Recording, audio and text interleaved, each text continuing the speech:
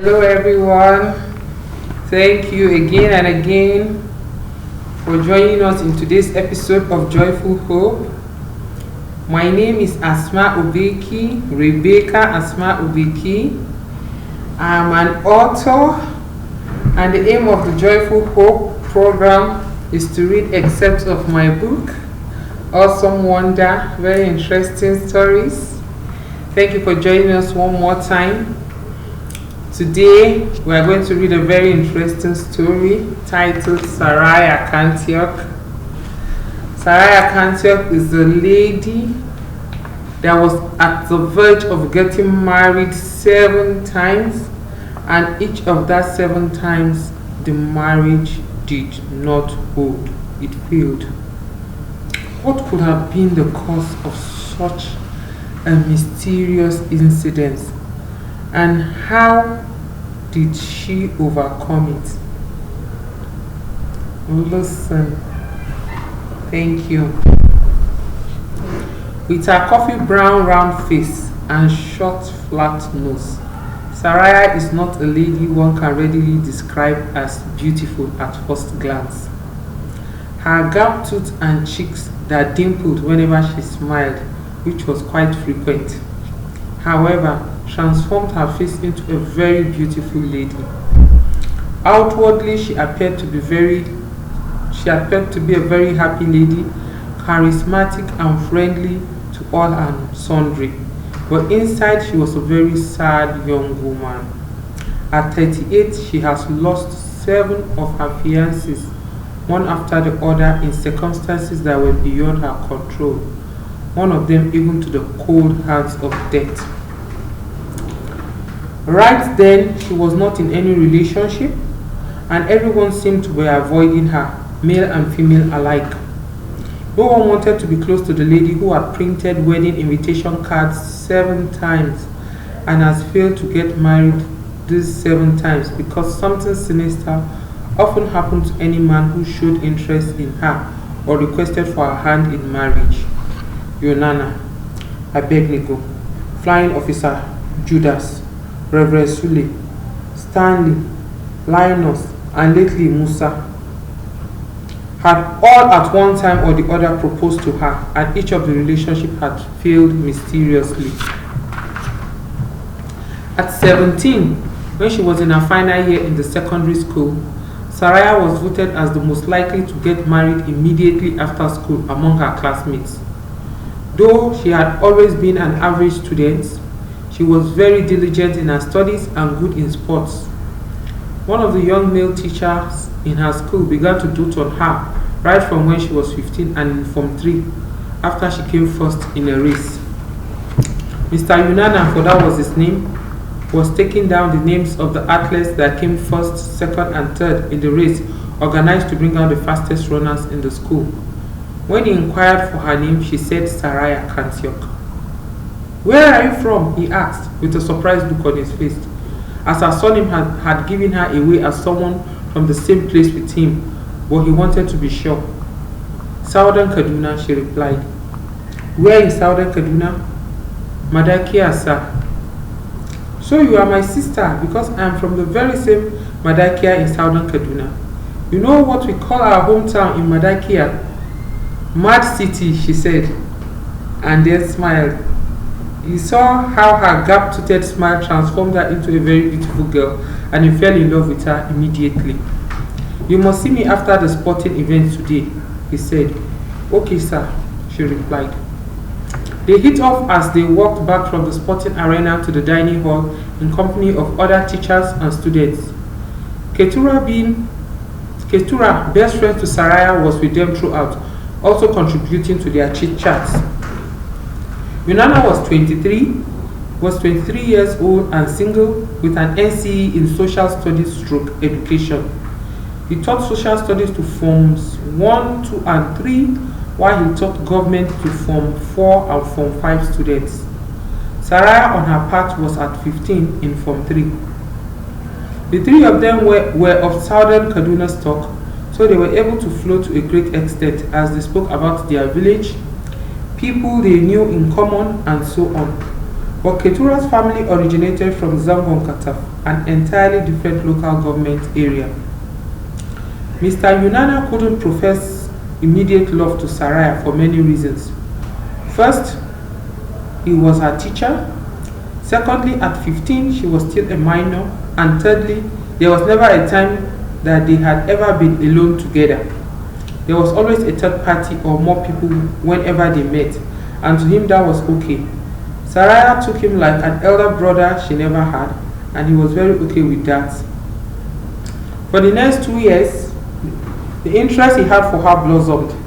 Every month, he made it a point of duty to shop for her as soon as he got his salary, to the extent that she was never in lack of provisions, no matter what part of the term it was. Every week, he organized extramural classes for her and her friends and monitored her schoolwork habits and extracurricular activities every day. Through him, she improved in all spheres in the school and was even selected as one of the school prefects in her final year. Everyone in the school regarded him as her uncle, and even Saraya didn't call him Mr. Yunana like other students did, but Yaya Yunana, which means Big Brother Yunana. On the day she wrote her last paper in the SSE examination, he dropped a bombshell in the examination hall. He openly proposed to her in the presence of her classmates. The class erupted in one loud uproar. The students hooted and banged on their desks and clapped their hands in excitement, attracting other students and teachers to the class. It was then everyone voted her as the most likely to get married first in their set. While most of the students were genuinely surprised at the announcement, most of the teachers were aware of the love Yunana had for Saraya and knew that it was just a matter of time before he made his intention known. On that day, school ended for all the final year students and every one of them went home. In less than a week, a delegation from Yunana's house visited Saraya's family for Gaisuwa, the first stage in the marital rites. The relationship between both families were now made known to the citizens and inhabitants of Madakia. A month after that, both families and their relatives came together for the traditional wedding of the young couple and to fix a date for the church wedding proper, which was to come up in 2 months' time after Saraya turned 18. Then the worst happened. Ketura became pregnant for Mr. Yunana, and his family went immediately to hers to pay her bride price instead.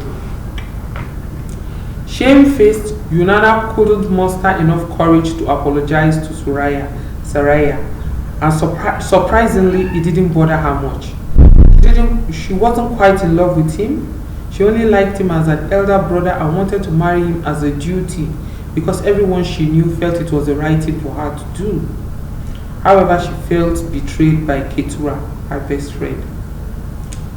"Why did you do this to me, Ketura? You were supposed to be the chief bridesmaid at my wedding. How did it happen?" Saraya asked Ketura when she bumped into her in the market. "How else would it have happened? He slept with me and I took him," her friend replied rudely. "You happened to be too slow and I overtook you. Do you think you are the only one that likes good things? I liked Yunana from the beginning and I wanted him for myself. When I got the right opportunity, I wholeheartedly gave myself to him, and here we are today." "Ketura, God will punish you," was all Saraya could say to her former best friend before she walked away. Saraya never planned on furthering her education till a decade after her wedding. Her initial plan was to marry Yunana, have 3 or 4 kids, and thereafter go to the university. However, the recent development made her determined to further education. She couldn't readily get admission into the university, but on her first visit to Nuhu Bamali Polytechnic Zaria, she came back home with admission to study secretarial studies. One thing she learned from Yunana was his work ethics. She buried herself in schoolwork, and for 2 years at a stretch, she was the best student in the department. All efforts of her classmates, male and female alike, to befriend her proved abortive. She told everyone who cared to listen the story of Yunana and Ketura, who were married, happily or not, while she lived in pain. She was doing her 1 year industrial attachment in a new generation bank in Kaduna when she met Abednego. He was the staff of the bank who originated from Zangon Kataf, the same place with Ketura. He was handsome, focused, upwardly mobile, and religious, all good qualities that should have made her fall head over heels in love with him.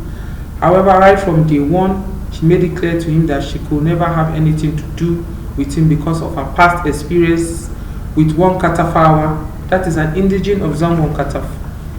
He didn't argue with her or even contend her claims. He was very patient with her and followed her at her own pace. Before long, all her walls of defense were collapsed and she made up her mind to give him a chance. She was 22 and ready to give marriage another shot. All traditional marriage rites were concluded. The wedding cards were printed and distributed. There was not even a chief bridesmaid to avoid a repeat occurrence of what happened between Ketura and Yunana. But alas, the worst happened. 9 days to their engagement and 10 days to their wedding, with the young handsome bank official Abednego, who loved Saraya wholeheartedly and whom she loved in return and was prepared to go to the altar with to exchange marital vows. Abednego was knocked down as he crossed a major road and died on the spot. He was even running an errand for Saraya when it happened.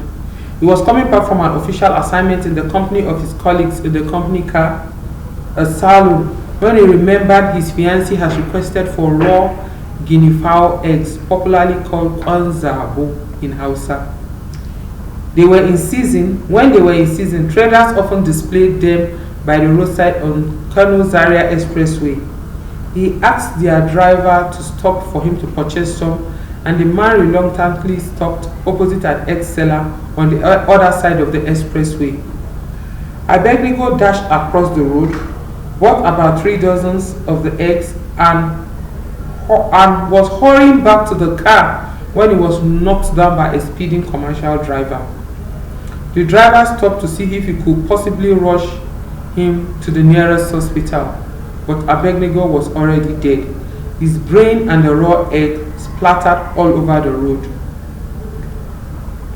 All the trauma Saraya went through. She lost interest in everything and wished for death to whisk her away. For over a year, her major food was tears. She abandoned everything and hid herself in her father's compound in Mad City, just waiting for death. Without applying for it, she got admission for her higher national diploma in the same Nuhu Bamali to study secretarial studies. The head of the Department of Secretarial Studies and a few lecturers, having learned what happened to Saraya, visited their best students in Mad City to deliver the admission letter to her in person. Everyone encouraged her to go for it. Your life must go on, they advised her. She took the advice, dusted herself up and began the study, wondering if her life would ever return to normal again. With time, she completed her HND and even went for her NYSC. All the while, she refrained from getting into any relationship. On the completion of her NYSC, she got a job as a confidential secretary with an aviation company in Zaria. At 25, she was living a modest but comfortable life. She was well paid at her place of work and had very little financial responsibilities. She was diligent in her studies, but she was unsociable with her colleagues and kept to herself most of the time. That was until Flying Officer Judas showed up. He was a sweet-talking young man who hailed from the FCT. If I do not marry you, I will jump inside the well, he said to her every day. He pampered her with gifts and spoke soothing words to her beyond what she could handle. Alas, she agreed. I don't have the energy for a long courtship. I want us to get married immediately if that's okay with you, she said to him. Of course, he replied. They designed the wedding invitation and ordered for it to be printed. When they were ready, the printer brought them to her in the office. Not wanting anyone to see the card before her fiancé, she decided to take them for safekeeping in her house, even though it was during working hours. On getting close to her house, she saw Flying Officer Judas's car in front of her house and she was very happy. She had been skeptical about the marriage, but seeing his car made her conclude that it was a sign that he was meant to be her husband. She carefully packed her car behind his and walked cautiously into the house, planning to spring whatever surprise he had for her.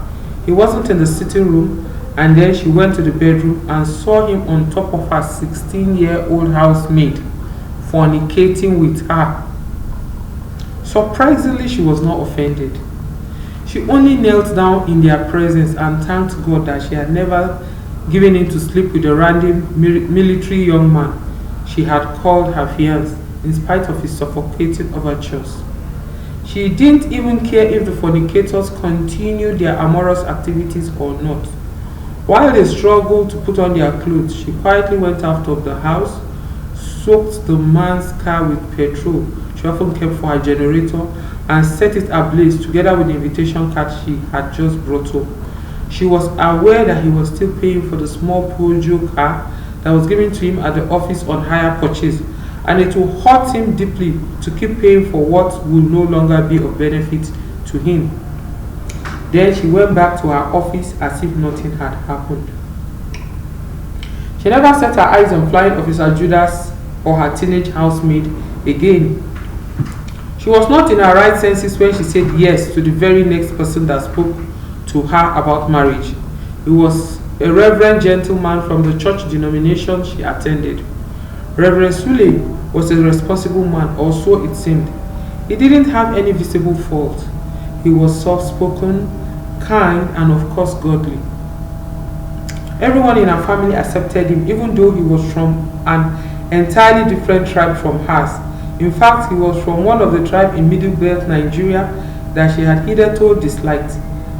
In the past, she didn't want to have anything to do with anyone from that part of the country. She requested for a long courtship with him, and he was okay with it. She kept her eyes open, looking for a fault that she could use as an excuse to end the relationship, but found none. Reverend Sule was perfect to a fault.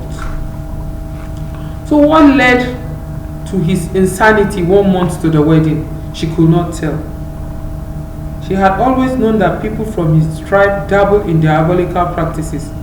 What could he have done that warranted someone to make him run mad? Because she was sure his insanity was not ordinary. She wondered. There was nothing she could do about him after he was deposited in a facility by the authorities of the church where he served. In all this, Saraya never thought for one day that the problem of her failed relationship were from her and not her partners. She was 30 when she met Stanley Nwosu. In fact, it was on her 30th birthday she had gone to a cake baker to pick up a cake she had ordered for herself when she heard someone call her by her full names. Saraya Kantiok. What are you doing here? He was a nice-looking man, quite tall and light in complexion, dressed in a 3-piece suit. Do I know you? She asked, eyeing him from head to toe. Maybe or maybe not. I am Stanley Nwosu. He extended his hand for a handshake, which she took reluctantly. I often wonder what happened to you after Abednego Eremiah passed away. You knew Abednego? She asked, surprised. He was my colleague at the Butter Bank, where you did your IT. Truly, you might not know me, as I was in another branch, but I was supposed to be one of the groomsmen. I was there when it happened. I was in the car waiting for you with my other colleagues when we heard the loud noise. Jesus, she gasped. Wow, I'm not supposed to be discussing this with you. So sorry I brought this up. Whose birthday is it? As in, whom are you buying the cake for? He asked, changing the topic. It's my birthday today. I just turned 30 and I decided to celebrate myself. Wow. Wow again. Just tell me how many ladies are bold enough to reveal their age. I don't see anything wrong with telling people my age, she shrugged. This is certainly a first for me. Anyway, happy birthday to you. Thanks so much. So what are you doing here? She asked in return. Believe it or not, I was driving past when I saw you walking into the cake studio. I quickly parked my car and came after you. I've been searching all over for you. Like seriously? Here I am. What can I do for you? Many things. Well, first and foremost, do I get an invite to your birthday party? No, there is no party. I'm going home right now to make my traditional delicacy of pounded sweet potatoes and soup, which I will eat to my fill and have a very sound sleep. Not on your life. I mean, who does that? I'm taking you out for a swell lunch, he said emphatically, and I'm not taking no for an answer. I want to believe this is not a chance meeting, but by divine orchestration. If you say so, she said with less gusto. I'm interested in knowing what actually happened to Abednego, and the easiest way to get it out of you would be to accept your offer of free food.